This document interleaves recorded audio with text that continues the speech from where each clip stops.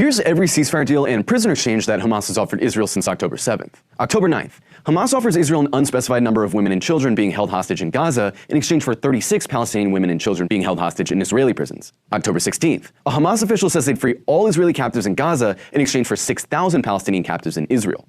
October 17th, a Hamas official tells NBC News that they'd release all of their Israeli civilian captives if Israel agreed to stop bombing Gaza. October 28th, Hamas's leader in Gaza offers to release all of the Israeli captives in Gaza in exchange for all of the Palestinian captives in Israeli prisons. This proposal, more commonly known as All for All, was a demand widely adopted by Israelis protesting against Israeli Prime Minister Benjamin Netanyahu. November 17th, Qatari negotiators propose a deal where Hamas will release 50 Israeli captives in exchange for a 3-day ceasefire. Hamas agrees to the general outline of the deal. Israel refuses. January 2nd, Hamas proposed a 3-phase deal where Hamas releases 40 Israeli captives in exchange for a gradual withdrawal of Israeli forces from Gaza and the release of Palestinian captives.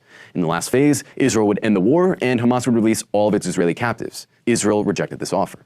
January 18th, members of the Israeli government make a proposal to Benjamin Netanyahu to reopen negotiations with Hamas. He refuses. January 22nd, Israel rejects a deal where Hamas would release Israeli captives in exchange for the release of Palestinian captives, a withdrawal of Israeli forces from Gaza, and accepting Hamas's leadership in Gaza. February 7th, Hamas proposes a 3-phased, 4.5-month ceasefire, where in the first phase, Hamas would release all women, children, ill, and young male Israeli captives in exchange for the release of Palestinian women and children being held captive in Israeli jails. In the second phase, adult male captives on both sides would be exchanged, and then in the third phase, remains of the dead and an end to the war. March 15th, Hamas offers to release Israeli women, children, elderly, and sick captives being held in Gaza in exchange for 700 to 1,000 Palestinian captives in Israeli prisons. And most recently, yesterday, Hamas offered to participate in a proposed 3-stage deal where, in the first phase, Hamas would release Israeli female prisoners for 50 Palestinians held in Israeli prisons each.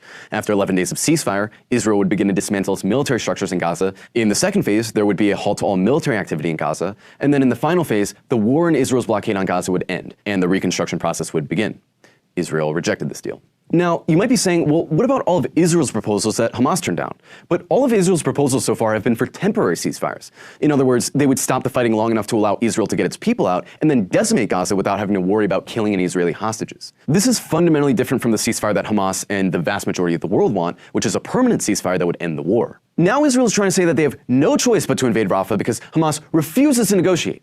But this is obviously a lie. If Israel really wanted its hostages back, it could have had them back 7 months ago. This was never about hostages. Israel's been relentlessly carpet bombing the very place their hostages are being held and have killed an untold number of them. Israel is actually very clear from day one what this genocidal slaughter was all about.